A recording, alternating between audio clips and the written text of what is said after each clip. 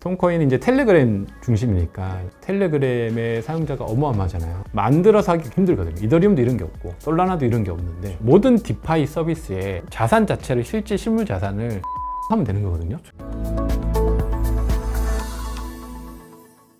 최근에 프랑스 정부에서 텔레그램 CEO인 파벨 두로프가 체포가 됐고, 이게 이제 공식적으로 본인들이 기소를 하면서 이제 출국이 금지된 상황까지 갔습니다. 그 상황이 처음에 이제 잡혔던 것보다 조금 더 심각한 상황으로 가면서 추가적인 톰코인 하락이 있어서 아마도 이제 최근 들어서 아마 가장 큰 폭의 하락을 지금 톰코인이 경험을 했는데, 지금 전체적인 톰코인 상황 한번 전체적으로 말씀 주시면 좋을 것 같습니다. 톰코인은 최근에 보면 비트가 계속 하락하고 알트들도 하락할 때 톰코인만 가격을 계속 유지했거든요. 그래서 얘는 뭔가 하면서 굉장히 그 시장의 상황에서도 제일 좋은 실적인 거죠. 맞습니다. 하락 시장에서 많이 떨어지지 않는 게 제일 좋은 실적이거든요. 맞습니다. 뭐 상승장에서 다 상승하니까. 그래서 그랬는데 의외로 최근에 그 비트가 올랐는데 톤이 확 떨어졌어요. 그래서 저도 궁금해서 봤더니 그 파벨 두로프가 체포됐더라고요. 그걸로 이제 순간적으로 떨어졌는데 약간 떨어진 상태에서 지금은 그 가격을 유지하고 있고, 오늘 아침에 파벨 두로프가 이제 또 풀려났습니다. 오늘 아침에 이제 풀려났고 재판은 받겠죠. 그래서 풀려나서 이제 재판 과정은 어떻게 되는지 이제 좀 지켜봐야 되는 입장이고,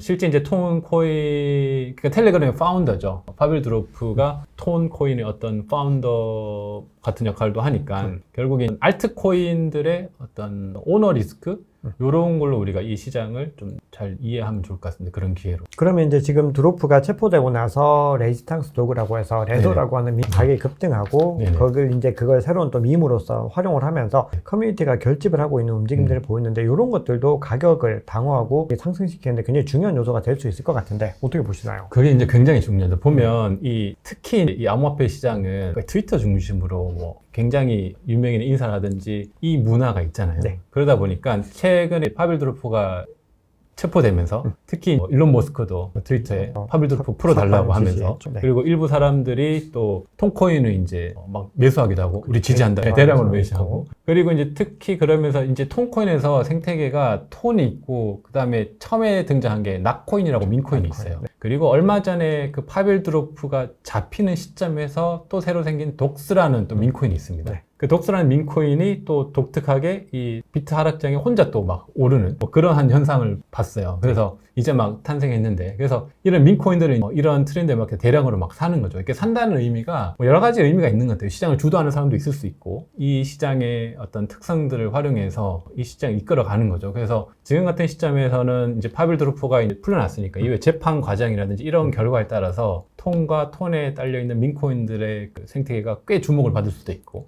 꽤 이제 시장이 나쁘지 않으면 꽤 이제 급등할 수도 있는, 뭐 오히려 반대가 될 수도 있겠죠. 그런 이제 변동성이 굉장히 심해지는 그런 장이 좀 연출될 것 같다, 이렇게 보고 있습니다. 그러면은 이제 그럼에도 불구하고 톰코인과 낙코인 생태계가 새로운 트렌드가 될 거다라고 채널에서 이제 말씀을 주셨는데, 그 관점은 현재까지 변화가 없으신가요? 그거는 저희가 변화가 없어요. 그러니까 예를 들어서 어떻게 보면 오너 리스크 같은 게 생겼긴 하죠. 그래서 재판 과정이 어떻게 되는지에 따라서 그게 영향을 주겠지만, 예를 들어 파벨 두로프가 그 어떤 텔레그램 자체가 중립적인 거잖아요. 개인정보 보호를 굉장히 중요하다 보니까 그 개인정보에는 좋은 정보도 있고 안 좋은 정보도 있는데, 그걸 우리가 판단할 수 없다. 우리는 개인정보를 지켜야 되기 때문에 협조해 줄 수 없다는 게 그 입장인 거죠. 이걸로 만약에 재판을 가서 어떻게 결과가 되는 거면 톰코인 자체는 큰 이슈는 없을 것 같아요.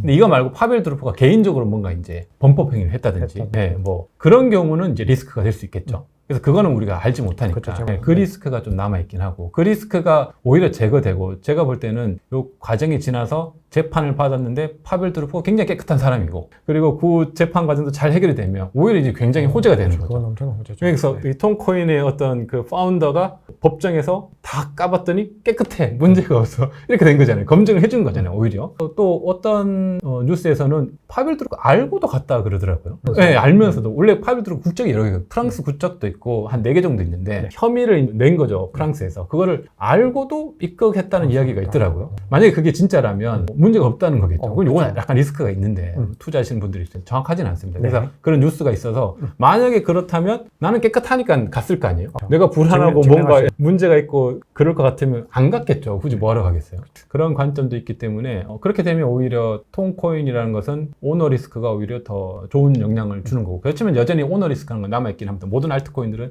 이더리움도 마찬가지고 비탈릭 부테린이 오너 리스크가 있거든요. 그렇죠. 비트코인은 없죠. 그래서 비트코인이 제일 좋지만 그래서 그런 관점에서는 약간의 새로운 이슈가 생겨서 저는 오히려 좋게 보고 어떻게 진행되는지에 따라서. 근데 톤코인을 제가 좋게 본 건 그것 때문 아니고, 톤코인은 이제 텔레그램 중심이니까 네. 텔레그램의 사용자가 어마어마하잖아요. 그리고 텔레그램 기존에 계속 암호화폐 투자자들이 어려움을 겪었던 게, 거래소에서는 쉽게 거래하는데 예를 들어서 뭐 덱스라고 하는 탈중앙 거래소는 사용 안 해본 분이 많거든요. 디파이도 하려고 하면 뭔가 어려워요. 그게 굉장히 어려운데 톤은 그것을 굉장히 쉽게 다 해결했어요. 네. 텔레그램에서 몇 번 클릭하면 뭐 수업도 되고, 그렇죠. 에어드롭도 되게 쉽게 에어드롭도 되고. 그냥 몇 번 클릭하니까 에어드롭 들어오고, 네. 톤으로 바꿔가지고 거래소에서 바로 보낼 수 있고, 이게 굉장히 쉽게 만들어졌거든요. 네. 그래서 사용자를 굉장히 고려한 거죠. 그래서 그리고 실제 이제 더 발전하면 여기서 이제 발전할 수 있는 게 굉장히 많아요. 결국에 이제 메신저 중심으로 커뮤니티, 모든 것들이 직결해 있으니까, 특히 이제 암호화폐 투자하시는 분들은 텔레그램에서 주로 정보를 다 공유하니까 정보가 돈이기도 하고, 그래서 다른 어떤 생태계들은 이것을 만들어서 하기 굉장히 힘들거든요. 이더리움도 이런 게 없고 솔라나도 이런 게 없는데, 톤은 이제 사용자를 다 가지고 있으니까 그 파워가 앞으로도 꽤 유지하게 될 거다, 이렇게 좀 보고 있습니다. 굉장히 진입장벽을 낮춘 부분들은 지금 현재 시점에서 굉장히 중요한 그렇죠. 이슈라고 생각을 합니다. 왜냐하면 많은 분들이 하고 싶은데 너무 어려워서 못하겠다 이런 의견들이 네네. 많이 있는데, 이걸 그냥 자연스럽게 클릭 몇 번으로 하게 네. 만들어줬다라는 거는 분명히 향후에 어떤 파급력을 가져갈 수 있는 기반들이 될 텐데, 그런데 이 시점에서 그럼 결국은 투자자분들이 이렇게 궁금해 하실 것 같습니다. 지금 톤코인 사도 되나요? 여쭤보실 텐데 네. 어떻게 접근하면 될까요? 알트코인 투자할 때는 항상 내가 이거 다 잃어도 된다, 그런 범위 내에서 전 투자해보는 걸 권장합니다. 네. 그래서 톤을 사서 지갑에 넣어보고 이것저것 해보는 거죠. 네. 그렇게 했을 때 내가 뭐 예를 들어 1억을 투자한다면 뭐 100만 원 정도는 뭐 잃어도 되잖아요. 1억 투자했으면 하루 지나면 100만 원 없어져 있거든요. 네. 뭐 100만 원 생기기도 하고, 그렇죠. 비트코인 네. 투자하면. 맞습니다. 그러니까 원래 그러니까 생겼다 없어졌다 하는 돈이니까, 내가 총 투자금이 1억이면 한 100만 원 정도만, 뭐 한 1000불 좀 안 되는 금액 이렇게 하는 거는 괜찮은데, 1억인데 내가 괜찮다 그래서 한 5천을 투자한다, 이거는 이제 안 되죠. 이 생태계를 알고 내가 이해해야지 거기서 그 수익을 얻을 수가 있거든요. 그게 톤이라는 것은 톤만 투자해서 하는데 그 안에 또 생태계들이 쫙 있어요. 거기서 얻을 수 있는 그 수익들이 큰데, 이거를 해야 되는데 이게 단순히 톤만 한다고 되는 건 아니거든요. 그래서 여기서 수익을 많이 내면 내가 투자한 거 원금 빼고 또 수익이 난단 말이에요. 그걸 하려면 일단 조금 넣어서 이걸 해봐야 되니까, 그 정도 금액에서는 해도 괜찮다, 이렇게 보고 있습니다. 한 번에 넣어서 대박을 이런 관점이면 상당히 좀 곤란한 부분들이고, 네네. 왜냐하면 또 톤코인이 지금 불확실성도 지금 그쵸. 아직은 엄청 너무나 크죠. 높기 때문에 네네. 이런 거는 굉장히 좀 신중하게 접근을 해야 되지만, 공부의 관점에서는 충분히 장기적으로는 가치가 있는 코인이다, 이렇게 정리를 하겠습니다. 자, 그러면은 이제 중요한 섹터 몇 가지 정도만 보겠습니다. 최근에 이제 엔비디아 실적 발표를 또 기점으로 해가지고 이 AI 코인들이 고개를 또 다시 한번 들면서 한 주 동안에 굉장히 또 많은 상승세를 보였는데, AI 코인 전망 어떻게 보시는지와 대표님 대표적으로 좀 주목하고 계신 AI 코인 어떤 거 있는지 궁금합니다. AI 코인은 아직까지 제대로 난 코인 안 나온 것 같아요. 그래서 아직까지는. AI 섹터는 앞으로 계속 발전하는 분야고, AI 핵심은 뭐냐면 결국 그런 게 나와야 되는데, AI라는 게 이제 그 학습을 해서 어떤 결과물을 내야 되는데, 학습을 하기에 그래서 뭐 그래픽 카드가 이제 필요하죠. 만약에 실제 개인들이 가지고 있는 그래픽 카드라든지 어떤 뭐 기업이 가지고 있는 큰 서버의 그래픽 카드, 이런 것들을 같이 기술로 활용해서 연산을 시키면서 여기에 딸려 있는 보상을 주는 그런 구조의 코인들이 나올 거예요. 그래서 그런 것들은 굉장히 전망이 밝다고 보고 있고, 그렇지 않은 그냥 이름만 AI 코인들은 트렌드죠. 잠깐 올랐다가 사라지는 그런 것들이 많기 때문에 짧게 투자하기는 괜찮은 것 같습니다. 어차피 트렌드를 따서 쭉 가지고, 그리고 계속 홀딩하기에는 제가 볼 때는 아직 제대로 된 애는 안 나온 것 같아요. 그런 것들이 이제 나오게 되면 그런 것들을 좀 포트폴리오를 투자하시면 AI 어떤 필요한 그 블록체인과 융합할 수 있는 그 기술이 여전히 초기 시장이고, 두 가지를 잘 합쳐 있는 AI 코인들이 앞으로 나올 거다. 그런 것들은 좀 장기적으로 해야 되지만 좀 짧게 트렌드에 맞게 투자하는 게 좋다, 이렇게 보고 있습니다. 아직까지는 내러티브에 의한 것들이 훨씬 더 네. 크기 때문에 우리가 펀더멘탈을 평가하기에는 아직까지는 좀 부족한 것 같다, 네네. 이렇게 정리하겠습니다. 자, 그러면은 대표적으로 또 AI와 더불어서 이번 시즌에서 또 많이 회자되는 RWA 코인 어떻게 보시는지 궁금합니다. RWA도 AI와 똑같은 것 같아요. 이것도 약간 비슷한 트렌드죠. 관점이다. 그래서 트렌드라서 RWA도 앞으로 쭉 가는 건데, 근데 RWA로 좀 포장이 됐는데, 사실 RWA가 특별한 게 아니고 모든 디파이 서비스에 자산 자체를, 실제 실물 자산을 토큰 넣거나 하면 되는 거거든요. 뭐 특별히 RWA 기술이 있는 건 아니에요. 그래서 모든 디파이에 이 RWA를 엮을 수 있는데 이거를 조금 더 마케팅적으로 더 활용하는 이제 코인들이 있는 거죠. 그런 코인들도 똑같이 이제 트렌드에 따라서 많이 오르겠죠. 섹션을 본다면 전체 디파이 생태계를 하나의 RWA 시장으로 보면 될 것 같습니다. 그래서 괜찮은 디파이 중에서 RWA를 조금 더 특화된 디파이가 있다면 그런 쪽을 투자한다면 좀 괜찮을 수 있겠다 이렇게 보고 있습니다. 그럼 이제 디파이 섹터도 이제 어떻게 보면 RWA와 디파이가 상당히 중첩된 부분들이 있고 또 저마다 고유의 영역들을 가져가는 부분들도 있지만 아직까지는 역시나 RWA도 그런 어떤 명확한 범위들을 만들어내기에는 시간이 조금 더 부족한 부분들이 있는데 이제 디파이 섹터 얘기가 나왔으니까 이제 디파이만 섹터적으로 한번 마지막으로 여쭤볼 텐데 디파이 섹터 중에서 이제 어떤 것들이 좋을지를 굉장히 많이 고민을 해보셨을 것 같습니다. 대표적으로 현재 시점에서 좀 주목하고 계시는 디파이 프로젝트 몇 가지 정도 말씀해 주시면 좋을 것 같습니다.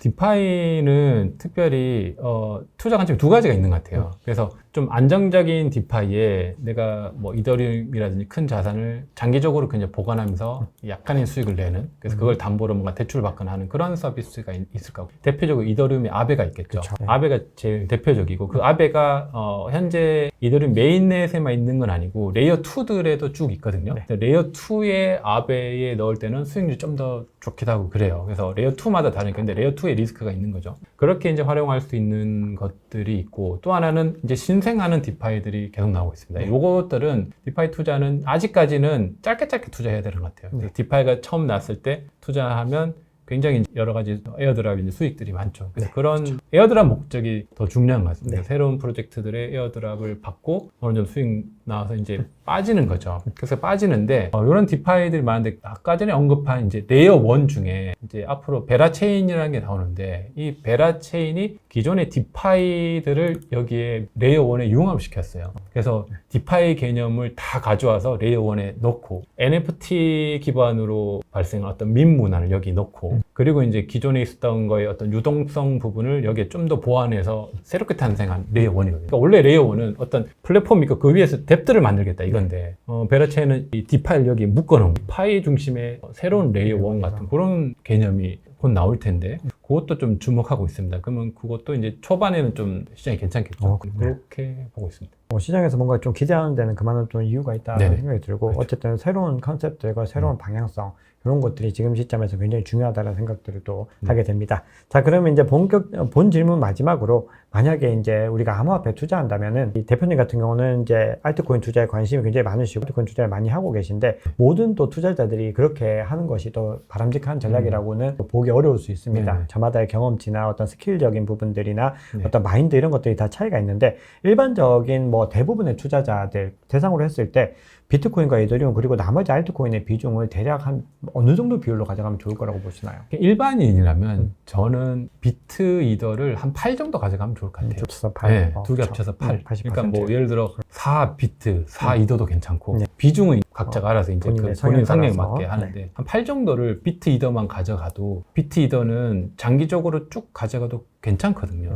그러니까 뭐 사라질 염려가 없는 거죠. 그리고 뭐 가격의 변동은 있겠지만 장기적으로는 우상향할 수 있는 거니까, 넣었다가 내가 보니까 이거 투자에 안 맞는다 하면 그냥 잊어버리고 그냥 지내도 되는 그런 자산이니까, 넣어놓고 뭐 10년 있어도 사라지지 않는 자산. 그러니까 이렇게 하면 되고, 나머지 이 정도는 그 알트코인의 새로운 것들이 있잖아요. 그런 것들을 좀 경험해보면 좋죠. 그래서 이 정도만 포트폴리오에 리스크를 감안하면서 새로운 걸 좀 투자해보고, 이렇게 접근하면 좋을 것 같습니다. 자, 그러면은 이제 대표님께서 만약에 지금 현 시점에 1억이, 그럼 어떻게 투자하시고 싶으신가요? 저는 과거에 비해서 좀 많이 바뀌었는데, 지금 같은 시장에서는 시장이 굉장히 좀 불안하기 때문에 1억을 유동성으로 USDC를 그냥 가지고 있으면서 그것을 짧게 투자를 할 것 같아요. 비트도 뭐 투자하고, 이더는 하진 않고 좀 큰 금액을 좀 안정성 있게 비트를 짧게 투자하고, 그다음에 나머지 또 이제 비중에 따라서 알트들을 계속 좀 공격적으로 짧게 들어갔다가 수익 보고 다시 빼고, 이렇게 해서 1억을 계속 유지하면서 수익이 나면 그걸 현금화하고 1억 계속 돌리는 거죠. 그러면서 좀 손실이 발생하면 잠깐 쉬었다 하고, 그런 식으로 해서 자금을 그냥 계속 넣어놓지는 않고 이렇게 시장에 맞게 활용을 할 것 같습니다. 그래서 장기 투자는 하지 않고 단기도 하지 않고, 그냥 지금 같은 상황에서는 1억을 가지고 짧게 투자하면서 수익을 좀 내는, 짧게라는 관점은 길면 한 3개월까지는 될 수 있고, 뭐 짧으면 일주일, 더 짧으면 하루 이틀도 될 수 있고, 단기 트레이딩도 포함되고, 뭐 어떤 거래소 같은 데 보면 런치패드 같은 상품들이 있거든요. 그런 투자에서 에어드랍 받는 것도 포함되고 그렇게 해서 이제 여러 프로젝트를 이제 다양하게 이제 믹스하면서 하는 투자 전략을 할 것 같습니다. 어떻게 보면 지금까지 출연하신 또 출연자분들 중에서 가장 또 색다른 관점을 말씀을 주셨습니다. 네. 그것들이 지금 시장은 어쨌든 불확실성이 너무 높기 때문에 어떤 큰 방향성을 가지고 접근하기에는 아직까지는 시기적으로는 좀 적합하지 않다. 이렇게 읽혔고 결국 그럼에도 이 자본들을 효율적으로 최대한 이용하기 위해서 그들을 아주 짧게 대응하면서 다양한 서비스들 그리고 다양한 전략들을 가져가 보시겠다. 네, 그러면 이제 마지막으로 저희 구독자분들께 당부의 말씀 부탁드리겠습니다. 네, 초대해 주셔서 감사하고 지금 시장이 나쁜 상황 아닙니다. 우리가 뭐 작년으로 비교해 보면 비트가 2만 불 때가 있었거든요. 그렇게 생각해 보면 지금 이제 5만 불이면 그래도 많이 오른 거죠. 그렇죠. 6만 불이 아직 거의 근처니까. 그래서 큰 그림에서 보면 여전히 괜찮은 시장이기 때문에 좀 장기적인 관점에서 자금을 유동성 있게 활용하면서 이 시장을 떠나지 말고 계속 투자를 하시면 좋은 기회가 많을 거라고 생각합니다. 감사합니다. 네, 감사합니다. 네, 굉장히 새로운 관점들도 많이 말씀 주시고 그리고 지금 시장에서 많이 불안감을 느끼고 계신 분들이 많이 계실 텐데 지금의 상황들이 왜 문제가 없는지 우리가 계속해서 인내심을 가지고 버티면 되는지에 대해서 굉장히 정말 새로운 관점과 그리고 논리적인 관점으로 말씀을 주셔가지고 우리 구독자님들께서 또 투자를 이어갈 수 있는 용기와 각종 기술들과 그리고 인사이트들을 많이 얻으셨을 거라고 생각을 합니다. 네, 다음에도 또 모시고 많은 얘기들 들어보겠습니다. 네, 감사합니다. 네, 지금까지 데니월드 김동환 대표님과 함께 진행한 토크라운지였습니다. 감사합니다. 감사합니다.